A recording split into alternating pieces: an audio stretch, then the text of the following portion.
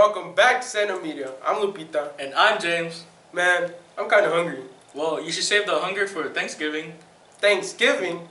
That's next Thursday. I can't wait till next Thursday. I need to eat now. Well, I brought McDonald's. I mean, we can eat it later, but I have this Snicker in my pocket. Give it to me.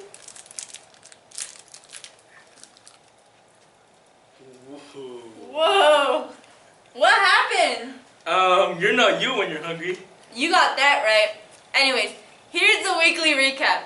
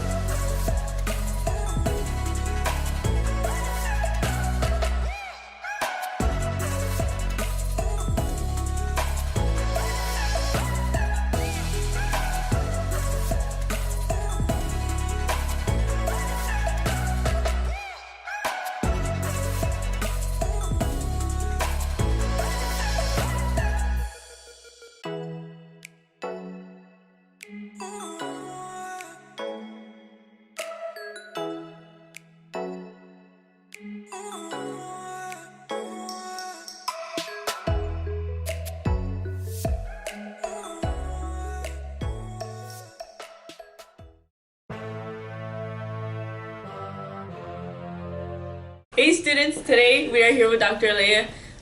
We are going to ask you a few lockdown drill questions.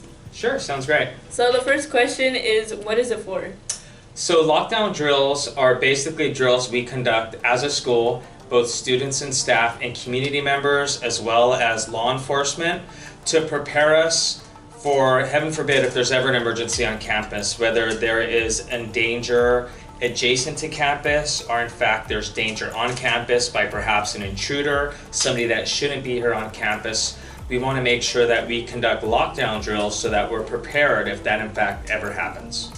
Okay, and why do we need the lockdown drill? We need a lockdown drill to have a plan in place, procedures to follow, steps to take in case there's ever a danger adjacent or on campus. We want to make sure that we're prepared to take the necessary steps in order to ensure the safety of all students and staff.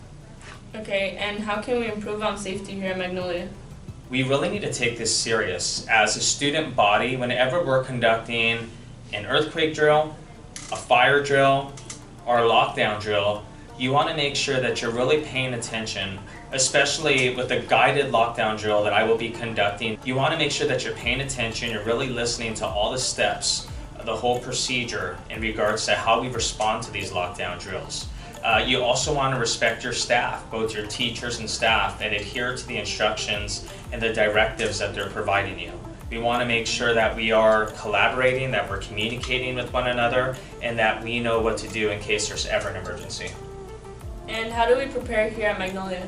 I think really, like I said, is really conducting these drills. We're going to have a guided lockdown drill. That's where I will talk you through the procedures and the steps, and it's a guided drill so that you really understand what it is you are to do and why we're doing these things. And then of course we will move into a level 3 lockdown guided drill, and then following that, sometime in a week or two, maybe after break, we'll have an actual surprise lockdown drill, and it may be during passing time where we call a lockdown drill and you have to get yourself to just the closest, the nearest door that's open.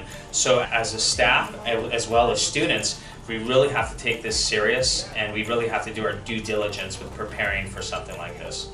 What is some advice that you would give to our students? Students, just take it serious. It is so alarming, all the mass shootings and the school shootings that have taken place, and we just want to make sure that we take this serious. We understand the severity of this and just the importance of having a plan in place. I'm sure that every student and staff member at their school or any workplace that has experienced danger on campus or in their workplace has thought to themselves, I would have never thought this would have happened to us. But in fact, it can. So we always want to make sure that we're prepared and doing our part to ensure our safety and the safety of others.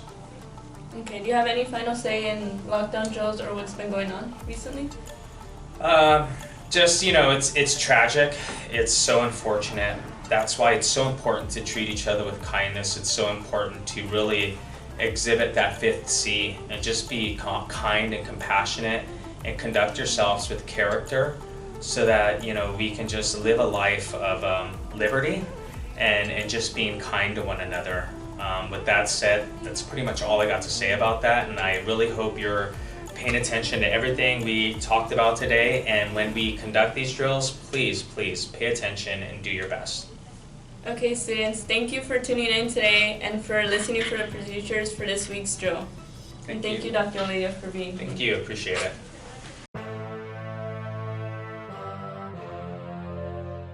Now here are the games for this week. Basketball will have their first game today against Buena Park High School for all levels at Magnolia's gym starting at 3 p.m. Basketball also has some other upcoming games. On Tuesday, they have a game with Orange High School. On Thursday, there's a game against Loera High School. And finally, on Friday, a game against Pacifica High School. Boys Varsity Wrestling has a match. The match will be at Corona Del Mar Tourney. JV Girls Wrestling also has a match on Saturday the 23rd against Western High School. Let's not forget to give a congratulations to Theater for having a full house on their first play. Congratulations, Theater. Next week is Thanksgiving break, and this week is Spirit Week. Today, we're just like... because our teachers and staff are marvelous. James, why aren't you wearing anything superhero related? Because I'm not a superhero right now. I only save people at night. Tomorrow we wear flannels, and join us at lunch to make a turkey thankfulness hand to give to your family members to show thankfulness. We will be thankful for our furry friends on Wednesday by wearing our onesies. If you want your pet's pictures added to the picture wall on Wednesday, make sure to email Miss Day in pictures of your pets before Wednesday. Don't miss out on Friendsgiving Thursday. Wear your friend's attire or dress up as 90s or retro to show thankfulness for your friends. You will also be able to make a friendship gram during Weld and take friends' pictures at lunch on Thursday. On Friday, funky freshmen wear red. Sassy sophomores wear orange. Joyful juniors wear white. Spicy seniors wear yellow. And staff members wear green.